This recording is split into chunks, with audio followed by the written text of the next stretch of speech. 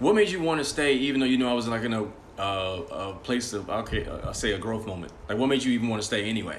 Because prior to you being in your funk, there was consistent 3 to 4 months of you being amazing. So when I saw you in your funk, it was outside of your normal character. So to me, I was like, that's not you. You're going through something, but I'm willing to go through that something with you and help. And I even like research and Googled stuff like how to help people during this type of this, because I didn't know what to do at that moment. I was just like, I was battling depression when she met me, and it just snuck up on me. And every now and again, it still creeps up. But like the fact that she was still there and willing, and I told her like, my normal tendency when you go through depression is to isolate. But with her, I was like, you need to get in my space. And whenever she got in my space, I just rubbed my leg. It will make me get out my head. Because sometimes when you go through depression, you feel like nobody cares and nobody's around. But just having, for me, is just a simple touch lets me know that she's there with me. Even if she didn't know what to fix, if she didn't know how to fix me, but she rubbed the back of my head, I'm like, oh, somebody cares. You know what I'm saying? Versus like going through depression and there's nobody there to check in with you or ask how you doing, ask if you ate, or like just touch you. So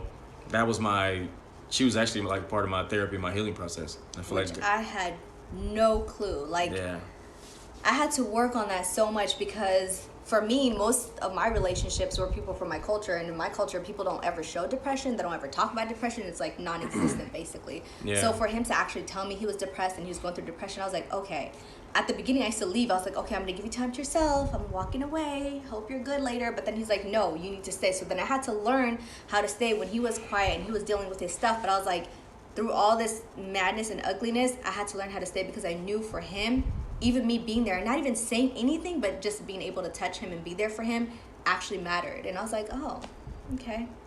I'm learning something because, like I said, in our culture, we don't talk about depression. We don't know about depression. We don't know how to deal with depression. So it was definitely, a speed bump on the road, but we got through it, and it was totally worth it because he got back to his happy self again. Yeah, I agree. And I feel like just growing up as a black kid anyway, I wasn't allowed to feel. Like, my dad was like, be tough and get through it. Like, his generation, they drink or just kept on going with their life. They didn't process feelings. That's how I guess the older generation was. But for me, like, I was a sensitive little kid and I didn't know what to do with it. Now, my sensitivity makes me a lot of money, but it also costs me a lot because I have to protect my energy and like the people I'm around, because I'm an empath too, and I feel everybody's energy. So what made me attracted to her was she always had good energy too, and so I'm responsible for protecting my energy. So even in dating, like, you can have all the options in the world, but if somebody's energy is not right, it can trigger your depression too, and you like, I can't pick myself up and pick you up too. But her, she was just always in a good space and reminded me like, yo, like,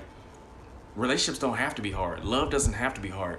Every day doesn't have to be a struggle. So I dated somebody and I felt like I had to fight just to stay happy because I was managing their fears, their funk, and my funk too. But my funk was a reflection of their junk, and I was like, this is too much. This is overwhelming.